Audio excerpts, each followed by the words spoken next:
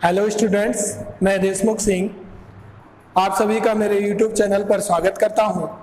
आज की क्लास में हम यूनिट 4 के एक टॉपिक जिसका नाम है अनआइस्टर्ड सिंथेसिस के बारे में बात करने वाले हैं। तो आइए वीडियो के द्वारा इसे समझने का प्रयास करते हैं कि ये सिंथेसिस है क्या। तो जो अनआइस्टर्ड सिंथेसिस है वो फ्रिट्ज अंट और बर्न आइस्टर्ड के द्वारा दिया गया। ये आइस्टर्ड जो थे दोनों दो अलग अलग वैज्ञानिक थे और दोनों ने इसको सबसे पहले दिया था। फ्रिट्ज अंट और बर्नार्ड आइस्टर्ड, इन दोनों के द्वारा दिया गया था। ये जो सिंथेसिस है वो एक होमोलोगेशन रिएक्शन का एग्जाम्पल है। होमोलोगेशन रिएक्शन से मतलब क्या है? देखिए, आप दो वर्ड हम काम में लेते हैं। एक वर्ड होता है डिग्रेडेशन रिएक्शन और दूसरा वर्ड होता है होमोलोगेशन रिएक्शन। डिग्रेडेशन रिएक्शन वो रिएक्शन होती है जिसमें किसी केमिकल रिएक्शन में रिएक्टेंट से प्रोडक्ट की साइड जाने पर जो प्राप्त होने वाला मेन प्रोडक्ट होता है, और रिएक्टेंट में यदि हम कार्बन एटम में कंपैरिजन करें तो रिएक्टेंट में कार्बन एटम्स मेन प्रोडक्ट के कार्बन एटम्स से ज्यादा होते हैं। दैट मीन्स कार्बन एटम्स के नंबर में कमी होती है। कब? जब हम रिएक्टेंट से प्रोडक्ट की साइड जाते हैं तो हम उस रिएक्शन को डिग्रेडेशन रिएक्शन बोलते हैं। लेकिन होमोलोगेशन रिएक्शन वो रिएक्शंस होती हैं जहां पर जितने कार्बन एटम्स रिएक्टेंट में होते हैं, प्रोडक्ट में उससे ज्यादा कार्बन एटम होते हैं, उससे एक ज्यादा कार्बन एटम इस रिएक्शन में हमको देखने को मिलता है। इसलिए हम इस रिएक्शन को क्या बोलते हैं? This synthesis is the example of homologation reaction. क्योंकि हम अभी देखेंगे, देखिए ये इसका रिएक्टेंट है कोई और इससे प्रोडक्ट बन रहा है। रिएक्टेंट की तरफ कम से कम यहाँ आपको एक कार्बन दिख रहा है, प्रोडक्ट की तरफ आपको यहाँ फिलहाल दो कार्बन दिखाई दे रहे हैं। जबकि जब हमने आर को डिफाइन नहीं किया है कि आर क्या है, तो यहाँ रिएक्टेंट में एक और प्रोडक्ट में दो। इसका मतलब प्रोडक्ट में number of carbon atom is more compared to reactant, then that reaction is called homologation reaction. If reactant have more number of carbon atom than the main product, then the reaction is called degradation reaction. अब हम बात करते हैं इस synthesis की। इस synthesis में reactant क्या होता है? तो रिएक्टेंट हमारा एसाइल क्लोराइड होता है। एसिड डेरिवेटिव एसाइल क्लोराइड होता है, या तो डायरेक्टली एसिल क्लोराइड आपको दिया हुआ हो, नहीं तो एसिल क्लोराइड को हम बना भी सकते हैं। किसकी सहायता से बना सकते हैं? एसिड की सहायता से बना सकते हैं। रिजेंट के रूप में हम डाईएजोमेथेन यहाँ काम में लेते हैं। डाईएजोमेथेन का मतलब CH2N2, डाईएजोमेथेन। कैटलिस्ट जो यहाँ होता है वो सिल्वर ऑक्साइड होता है। न्यूक्लियोफाइल के रूप में आप वाटर भी काम में ले सकते हो और भी कोई न्यूक्लियोफाइल काम में लिया जा सकता है, जैसे अमोनिया भी यहाँ पर हम काम में ले सकते हैं, एल्कोहल भी हम काम में ले सकते हैं। यदि अमोनिया या एल्कोहल काम में ले रहे हैं तो बनने वाला जो प्रोडक्ट है वो डिफर होता है। यदि वाटर हम काम में लेते हैं तो बनने वाला जो प्रोडक्ट होता है वो हमारा carboxylic acid, carboxylic acid functional group containing कोई कंपाउंड होता है। जब हम बात करते हैं इस सिंथेसिस में इंटरमीडिएट की, तो इंटरमीडिएट बनता है कार्बीन, और ये कार्बीन किस में चेंज हो जाता है? बाद में कीटीन में चेंज हो जाता है। कीटीन हम अभी बात करेंगे कीटीन क्या होती है। और उस कीटीन पर ये न्यूक्लियोफाइल अटैक करता है और अटैक करके प्रोडक्ट हमारा देखने को मिलता है। तो सिंपल सी यदि हम बात करें तो इसमें रिएक्टेंट हमारा एसाइल क्लोराइड होता है, रीजेंट डाईएजोमेथेन CH2N2 होता है, कैटलिस्ट Ag2O, न्यूक्लियोफाइल कोई भी हो सकता है। जनरली न्यूक्लियोफाइल वाटर होता है। यदि वाटर होता है तो हमारा मेन प्रोडक्ट जो बनता है वो carboxylic acid functional group containing compound बनता है। लेकिन यदि हमारा न्यूक्लियोफाइल और कोई है, जैसे अमोनिया है, तो एमाइड भी बन जाएगा। यदि हमारा एल्कोहल है तो एस्टर भी बन जाएगा। तो डिपेंड करता है कि न्यूक्लियोफाइल क्या है, इसलिए मैंने प्रोडक्ट में लिखा है carboxylic acid functional group containing और इट्स डेरिवेटिव। डेरिवेटिव का मतलब या तो एमाइड बन सकता है या फिर एस्टर बन सकता है। ये डिपेंड करता है किस पे, क्या आपने न्यूक्लियोफाइल क्या काम में लिया है। इंटरमीडिएट यहाँ पर कार्बीन बनती है। जो मेन एप्लीकेशन है सिंथेसिस का, जिसे आजकल भी हम प्रेजेंट डेज में लेबोरेटरीज में यूज करते हैं, वो क्या है कि जो हमारे अल्फा एमिनो एसिड्स होते हैं उनसे हम बीटा एमिनो एसिड्स बना सकते हैं। Preparation of beta amino acid from alpha amino acid is main application of this synthesis. That means आप जानते हो कि ये आपका एमिनो एसिड है, मान लीजिए ये अल्फा है, और यहाँ पर आपने इन कंडीशंस को यदि दिया, देने के बाद यदि आपका ये चेंज हो गया CH2 CH2 NH2 और ये रहा COOH में, तो ये अल्फा एमिनो एसिड किस में चेंज हो गया? बीटा एमिनो एसिड में चेंज हो गया। इसलिए यहाँ पर इसके अकॉर्डिंग देखिए यहाँ से, क्योंकि ये अब प्रायोरिटी में ऊपर आता है तो ये अल्फा पे एमिनो है, इसलिए हमने इसको बोला है अल्फा एमिनो एसिड। ठीक है, यहाँ से प्रोडक्ट हमारा ये बनेगा कब? जब हम इन कंडीशंस को देंगे डाइज़ोमेथेन के साथ। यहाँ पर हम लिखेंगे क्या? CH2N2 Ag2O और H2O। ठीक है, तो ये बनेगा। यहाँ से हम देखेंगे ये अल्फा है और ये बीटा है, बीटा से एमिनो जुड़ा है तो हम इसे बोलेंगे बीटा एमिनो एसिड। तो ये इस सिंथेसिस का मेन एप्लीकेशन होता है कि अल्फा एमिनो एसिड का यूज करते हुए इसकी रिएक्शन डाइज़ोमेथेन, सिल्वर ऑक्साइड और वाटर के साथ यदि हम कराएं तो हमको प्रोडक्ट के रूप में बीटा एमिनो एसिड ऑब्टेन हो जाते हैं। एक कार्बन बढ़ जाता है होमोलोगेशन रिएक्शन के थ्रू और हमको product beta amino acid obtain हो जाता है। ओवरऑल रिएक्शन की यदि हम बात करें तो ओवरऑल रिएक्शन ये होती है, ओवरऑल रिएक्शन ये है हमारी ओवरऑल रिएक्शन। एसिल क्लोराइड हमारा रिएक्टेंट होता है, इसकी रिएक्शन हमारा रीजेंट होता है डाइज़ोमेथेन, कैटलिस्ट होता है सिल्वर ऑक्साइड, ये हमारा न्यूक्लियोफाइल होता है। तो प्रोडक्ट के रूप में हमको कोई carboxylic acid functional group containing compound obtain हो जाता है। इधर रिएक्टेंट की साइड एक कार्बन आपको फिलहाल दिखाई दे रहा है, जब R को हमने डिफाइन नहीं किया है, यहाँ पर 2 कार्बन आपको दिखाई दे रहे हैं, तो ये प्रोडक्ट हमको ऑब्टेन हो जाता है। प्रोडक्ट देखिए carboxylic acid functional group containing compound, reactant acyl chloride. अब देखिए इसका स्टार्टिंग मटेरियल एसिल क्लोराइड ना हो करके यदि हमारे पास RCOOH हो, एसिड हो, और उसकी रिएक्शन हम किसके साथ करा दें? SOCl2 के साथ करा दें, तो देखिए यहां से SOCl2 के साथ जब रिएक्शन कराते हैं तो यहां से बन जाता है हमारा RCOCl plus HCl plus SO। और ये अब रिएक्शन यहां से भी स्टार्ट हो सकती है, RCOOH प्लस SOCl2। SOCl2 को मैं खोल करके ऐसे लिख दूंगा SOCl और Cl, ये HCl हो जाएगा बाहर। ठीक है, और ये यहां से SOCl2 के साथ यदि रिएक्शन होगी और ये SO और इस SO के साथ ये ऑक्सीजन जुड़ के हो जाएगी बाहर, RCOCl, ये बन जाए एसिल क्लोराइड। फिर इनके साथ रिएक्शन करेगा और प्रोडक्ट के रूप में हमको ये ऑब्टेन हो जाएगा। आइए हम इसकी मैकेनिज्म की बात करते हैं कि इसमें क्या मैकेनिज्म होती है, इंटरमीडिएट कार्बीन कैसे बनता है। इसकी मैकेनिज्म में हमने अभी देखा था कि रिएक्टेंट के रूप में हमारे पास यदि कोई एसिल क्लोराइड होता है तो इसके साथ सबसे पहले डाइएजोमेथेन ये रिएक्शन करता है, इसके ऊपर होता है प्लस तो इसके ऊपर होता है माइनस। देखिए एसिल क्लोराइड है, एसिड डेरिवेटिव जो होते हैं वो SN2AE मैकेनिज्म को देते हैं। SN2AE से मतलब होता है एडिशन एलिमिनेशन रिएक्शन को देते हैं। Bimolecular nucleophilic substitution addition elimination reaction, वो कौन देता है? Acid derivative. दैट मीन्स पहले होता है न्यूक्लियोफाइल का एडिशन और फिर होता है एलिमिनेशन।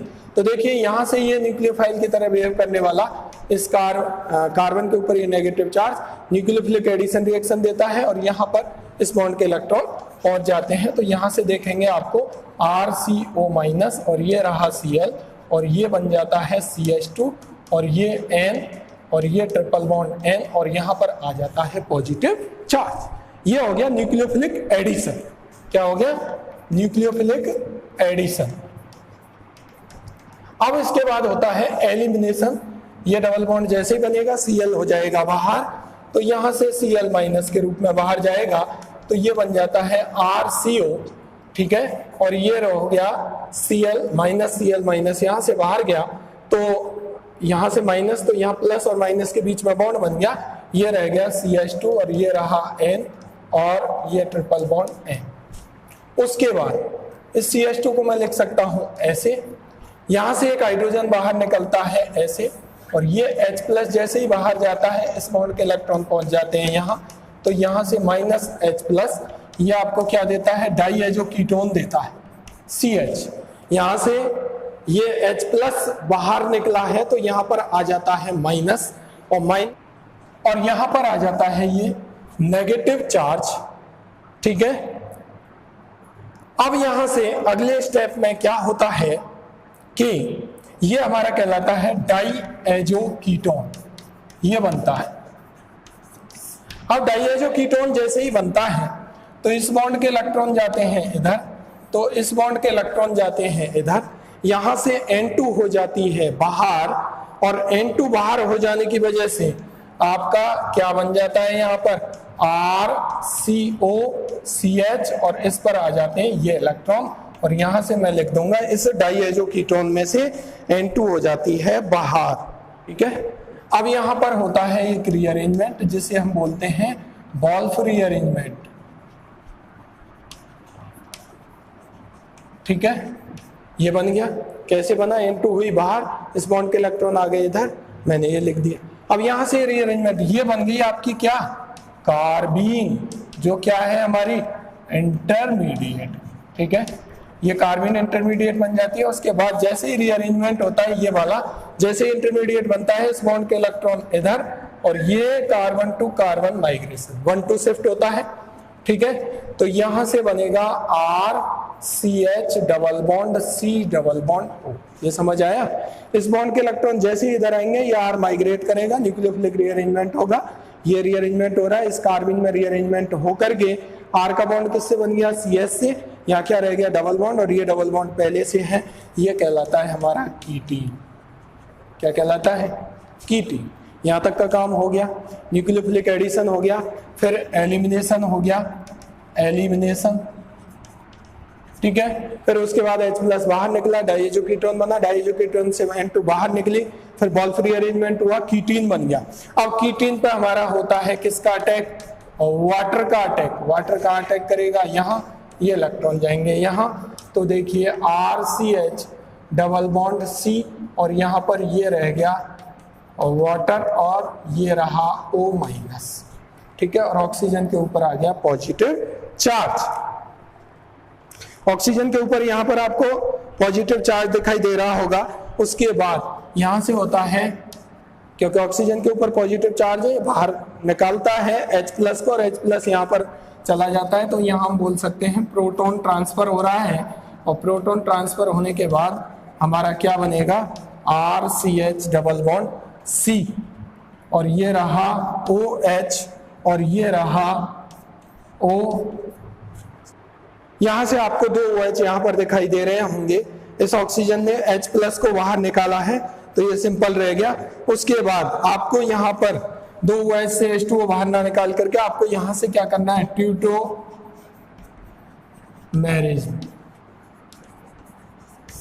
यहां देखने को मिलेगी, ट्यूटोमराइजेशन यहाँ देखने को मिलेगा। कैसे, इस बॉन्ड के इलेक्ट्रॉन इधर, तो इस बॉन्ड के इलेक्ट्रॉन इधर, और H चला जाएगा यहाँ, ये आपका क्या था, RCH, ऐसे ट्यूटोमराइजेशन देखने को मिलेगा।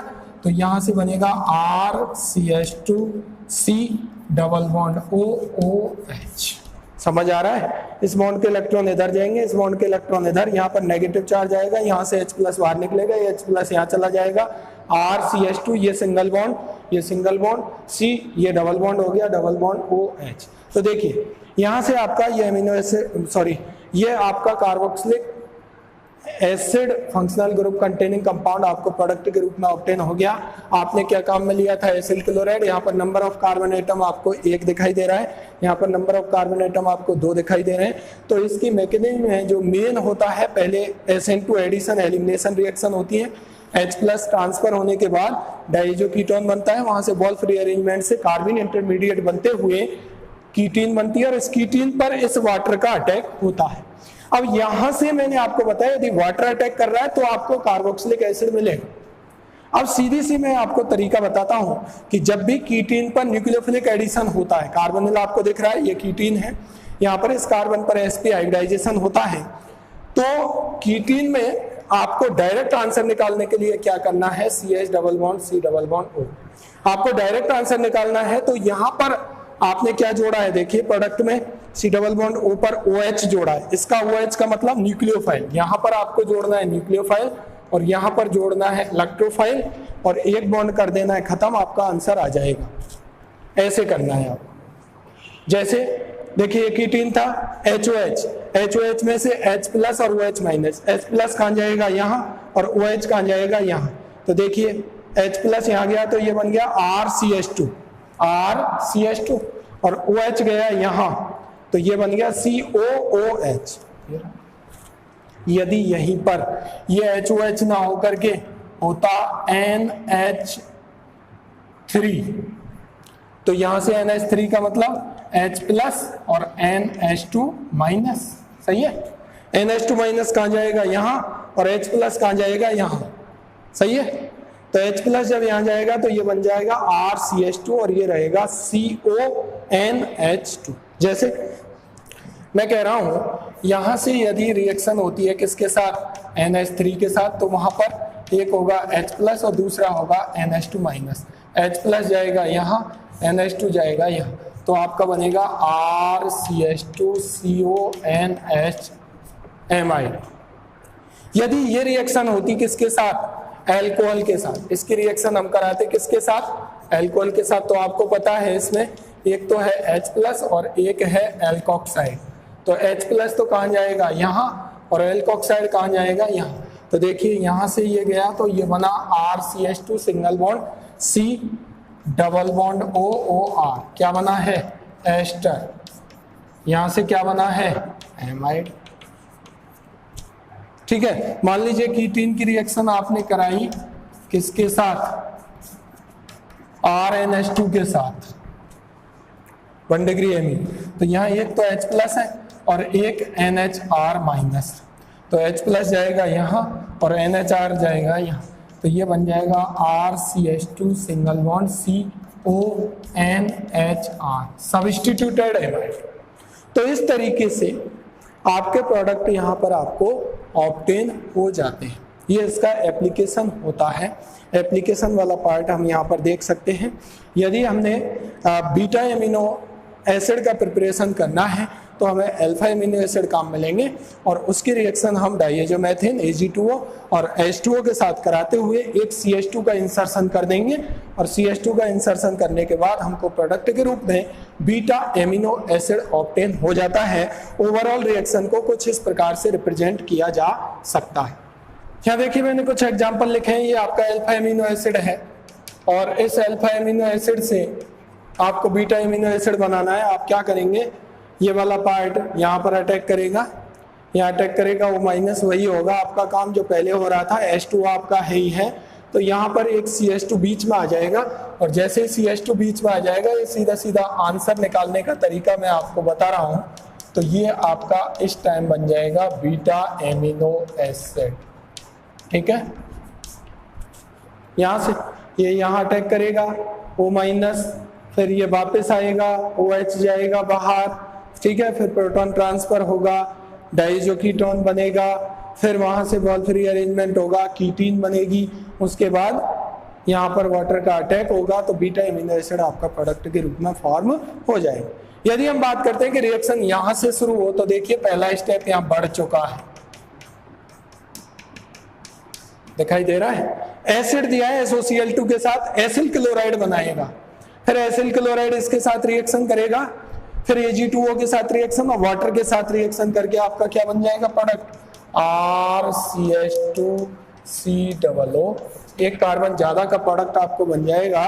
पहले एसिड दिया है तो SOCl2 थाइमिल क्लोराइड के साथ रिएक्शन होती है और रिएक्शन होकर के आपका एसाइल क्लोराइड बनता है। ठीक है, जैसे यहाँ पर देखिए एसिल क्लोराइड बनेगा, ये बन गया RCOCl पहले स्टेप में, फिर डाइजोमेथेन Ag2O, लेकिन बाद में जब कीटीन बन जाएगी तो कौन अटैक करेगा ROH अटैक करेगा। तो मैंने अभी आपको बताया था कि जब कीटीन बनेगी तो वो बनेगी कुछ इस तरीके से और यहाँ पर अटैक करेगा कौन ROH, तो H जाएगा यहाँ और OR जाएगा यहाँ, तो RCH2COOR आपका बनेगा एस्टर।